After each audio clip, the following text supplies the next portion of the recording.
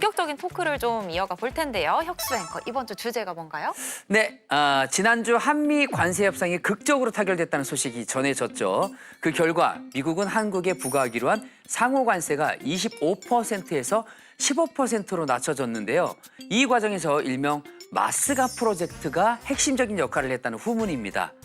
자, 마스가는요, 트럼프 대통령의 정치 구호인 미국을 다시 위대하게, 마가에 조선업을 의미하는 shipbuilding을 넣어서 만든 말인데요. Make America Shipbuilding Great Again. 이게 바로 우리나라가 미국과의 협상을 위해 새롭게 만들어낸 구호라고 하는데요. 이번 협상에서 우리나라의 든든한 뒷배가 되어주었다고 하는데 이 마스가가 앞으로도 계속해서 우리나라에 좋은 영향을 줄지 이주앤머니에서 하나씩 자세히 알아보도록 하겠습니다. 자, 이 마스가 저는 사실 처음 들었을 때 좀 네. 귀엽다는 생각을 했어요. 마스가. 이 명칭이 네. 굉장히 중요한 역할을 했다고 하는데 대체 이 마스가가 뭔지부터 평론가님 설명 좀 부탁드릴게요. 네, 마스가는 우리나라 정부가 이번 관세 협상을 통해서 미국에게 제안한 프로젝트의 이름입니다. 미국 조선업을 위대하게 하겠다라는 큰 프로젝트인데 네. 그 안에 바로 우리 한국의 역할이 크다라는 걸 미국에게 설득하는 1,500억 불 정도의 조선업 부흥 프로젝트를 같이 해보자라는 게 그 핵심 내용이 되겠습니다. 1,500억 불 정도면 우리 돈으로 얼마 정도죠? 약 한 208조 정도 됩니다. 200조가 넘는다. 200조가 넘는 초대형 조선업 부흥 프로젝트가 되겠죠. 뭐 모자까지 만들어 갔다고 하던데요. 맞습니다. 그 모자는 트럼프 대통령이 선거 과정에서 늘 착용했던 모자, 마가 모자하고 디자인이 똑같습니다. 근데 그 사이에 S만 넣은 거기 때문에 한국이 트럼프 대통령에게 또 이 정부에게 이렇게나 관심이 많아? 이렇게나 정성을 들일 정도야? 라고 하는 환심을 사에게 좋은 선물이었다. 이렇게 보여지고 있고요.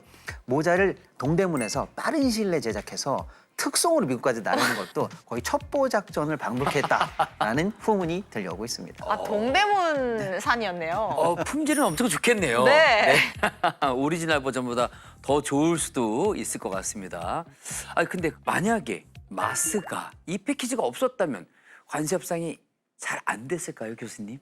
지금보다는 상당히 불리하게 그 협정이 맺어질 가능성이 높았다라고 말씀을 드리도록 하겠습니다. 네. 트럼프 행정부의 정치적 입지를 잘 공략을 했다라고 저는 생각을 합니다. 미국의 조선업은 가장 아픈 손가락 중에 하나이거든요. 네. 미국 조선업의 재건, 일자리 창출, 그다음에 가장 중요한 안보라고 하는 것을 한꺼번에 잡을 수 있는 그런 성과를 정당화하기 위한 명분을 세워줬다라고 저는 판단하고 있습니다. 아, 이게 뭐 군함 이런 것도 조선업에 들어가다 보니까 그렇습니다. 안보랑도 직결이 그렇습니다. 되네요. 네. 저도 이번 한미 관세 협상에서 가장 중요한 역할을 했다 이렇게 보고 있습니다. 미국이 당초 우리에게 요구한 것은요. 너희 관세 내려줄게. 그럼 그 대신 너희는 4천억 불 정도를 미국에 투자해라라는 게 미국의 원래 계획이었어요. 그런데 우리가 총액을 3,500억 불로 일단 낮췄고요. 네. 그중에 미국으로부터 시장 개방을 압력을 받았던 다른 상품을 지키기가 어려웠을 수도 있겠다. 네. 예를 들어 소고기, 농산물 같은 것도 그렇고요. 네네. 알래스카 가스 개발 사업에 투자해라 이런 요구들도 사실은 마스가 프로젝트가 있었기 때문에 어쩌면 우리가 충분히 디펜스할 수 있었다. 우리 입장에서 상당히 효자 노릇을 톡톡히 한 그런 섹터다 이렇게 볼 수가 있겠습니다. 근데 저는 이번에 좀 신기했던 게 다 가지고 있을 것 같은 미국이 실리콘밸리도 있고 나사도 있고 뭐 심지어 뭐 석유도 있고 뭐 하늘이 내린 땅이라고 하잖아요. 없는 게 없잖아요. 없어요. 네. 뭐든지 다 1등인데 조선업은 그렇게 별 볼 일 없나 봐요. 아, 별 볼 일 없습니까, 교수님? 현재는 별 볼 일 없는 게 맞습니다. 네, 맞고요. 예. 이제 2차 세계대전부터 한 1960년대까지는 주도적인 역할을 해왔습니다. 네네. 근데 그러나 이제 그 이후에 이제 조선업 관련 여러 가지 정책들이 실패를 하면서 상당히 쇠퇴의 길을 걸었고요.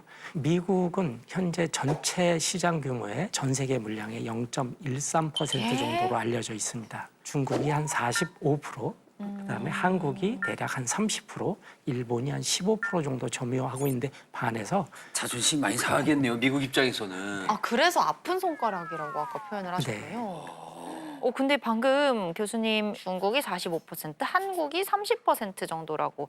중국 같은 경우에는 가격도 쌀 텐데 근데 왜 조선업 부흥에 우리나라를 굳이 선택을 한 거예요? 그것도 궁금하네요. 중국 같은 경우에는 미국이 전 세계 패권을 놓고 경쟁하는 전략적 경쟁 상대입니다. 네네. 그렇기 때문에 중국과의 협력 모델은 현실적으로 불가능하다고 판단을 하고 있고요.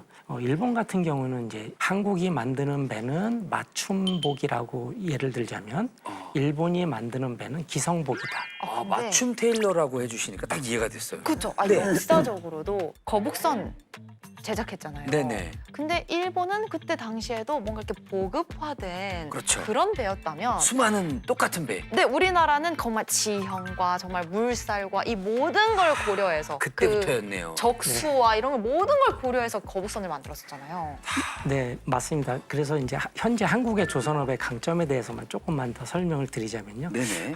우리 예를 들어서 양궁, 여자 양궁의 국가대표가 되는 것이 올림픽에서 금운동을 보장한다고 생각하지 않습니까? 네, 그것과 그렇죠. 마찬가지로 LNG 운반선에 전 세계 1, 2, 3, 4위를 차지하고 있는 것이 대한민국 조선소입니다. 우와. 네, 또 하나는 함정 건조에 있어서 상당한 기술력을 가지고 있습니다. 네. 신의 방패라고 알려진 이지스급 구축함 정조대왕함을 예를 들자면은 어.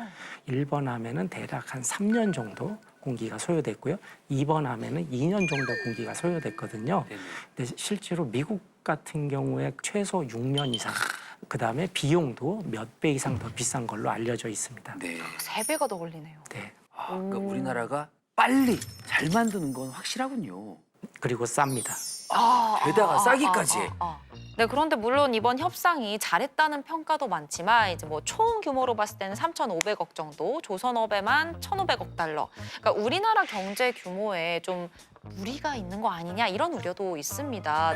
이 대규모 대미 투자로 우리나라에 부담이 되는 건 아닐까요, 평론가님? 어쨌거나 저쨌거나 우리 입장에서는 미국에 굳이 일부러 투자하지 않아도 되는데 3,500억 불이라는 어마어마한 자금을 투자해야 된다는 거니까 부담은 확실히 부담인 거죠. 네. 그런데 이제 투자 내용을 좀 꼼꼼히 보면 우리가 강점인 조선 분야에서 배를 만들고 미국이 이걸 사주고 미국 산업에도 좋고 우리도 좋은 윈윈이다 이렇게 볼 수가 있겠고요. 네. 일반 투자 2천억 불도 반도체, 2차 전지, 원자력 이런 우리의 핵심 사업과 그 핵심 사업을 미국과 연계하면서 투자한다라는 게 방침이니까 크게 보면 이것도 나쁠 게 없는 투자입니다. 그리고 그 2천억 불 투자해서 만들어진 투자의 성과물, 이른바 제품 같은 게 있을 거 아닙니까? 이걸 미국이 전부 다 구매 보증해 주기로 했어요. 그러니까 우리가 투자해서 만들어지면 소기의 성과는 거둘 수 있다라는 측면에서 어느 정도는 선방한 그런 협상이다 이렇게 볼 수가 있겠습니다. 그렇군요. 아무래도 이 소식을 이 조선업 투자라는 소식을 가장 환영하는 건 조선업계일 것 같은데 그렇죠. 네, 교수님, 사실 저희가 일전에 돈선 체크라는 코너에서 거제 한화 조선소의 현장을 다녀온 적이 있거든요. 맞습니다. 네, MRO 사업 수주해서 엄청 신나하는 그 직원분들을 좀 만나보고 왔는데 혹시 이 업계의 반응은 어떤가요? 국내 조선소 입장에서는 미국 시장, 더 크게는 세계 시장을 개척할 수 있는 좋은 기회로 활용할 수 있는 계기가 된다라는 것이 일반적인 소의 입장이고요. 그렇지만 이제 앞으로 좀 해결해야 될 난제도 좀 있는 것 같습니다. 워낙 큰 규모의 투자이기 때문에 어떤 개별 기업의 어떤 부담, 국내 생산의 어떤 그 건조의 위축이라든가 이런 것들에 대한 우려도 좀 있고요. 네.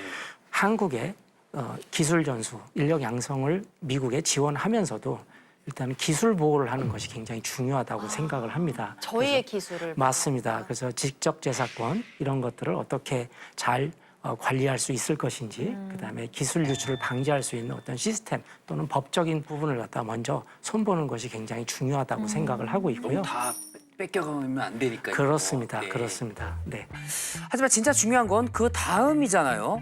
이 마스카의 넥스트 스텝. 넥스트 스텝 너무 스텝. 궁금합니다. 넥스트. 역시 중요한 건 다음 스텝 아니겠습니까? 네, 맞습니다. 미국에서 배를 만들잖아요. 네. 그럼 우리나라에서 만드는 것보다 적어도 5배 이상 비싸집니다. 네. 인건비도 그렇고요. 네네. 각종 제반 비용이 그렇습니다. 그러니까 이렇게 비싸게 만들면 그 비싼 배를 미국이 그 가격대로 그대로 산다면 이건 미국에게도 유리한 게 아니거든요. 네. 그래서 원가를 낮추기 위한 한미 간의 어떤 추가적인 실무 협상이 반드시 필요하고요. 우리나라에서 생산한 걸 이번 마스가 프로젝트 안에서 생산한 걸로 인정해줘라. 국내에서 만든 배에 대한 어떤 혜택을 좀 인정해달라는 실무 협상이 또 필요한 단계가 또 있겠고요. 우리가 이번에 미국과의 관세 협상을 통해서 미국산 LNG를 약 한 1,000억 불 정도를 구매하기로 약속을 했는데요. 네. 미국에서 만든 LNG 그거 어떻게 가져오죠? 결국 배에 실어와야 되는데 수송해야 되는. 그 배도 미국이 현재 부족해요. 아. 그러면 그 이 프로젝트 안에서 그 LNG선 발주를 포함하는 등 우리가 마스가 프로젝트는 1,500불이지만 그 안에 숨겨져서 우리도 얻어낼 게 많은 그런 과제들이 있거든요. 이걸 촘촘히 준비하는 게 마스가 프로젝트의 다음 스텝이 될 것 같습니다. 예, 신경 써야 될 게 한두 개가 아니네요. 그러니까 말씀을 들어보니까 아직 세부적으로 논의할 내용들은 좀 많이 남아 있는 것 같은데요. 마스카 프로젝트 부디 끝까지 양국의 윈윈 가져다 줄 수 있는 큰 계기가 되기를 바라보겠습니다.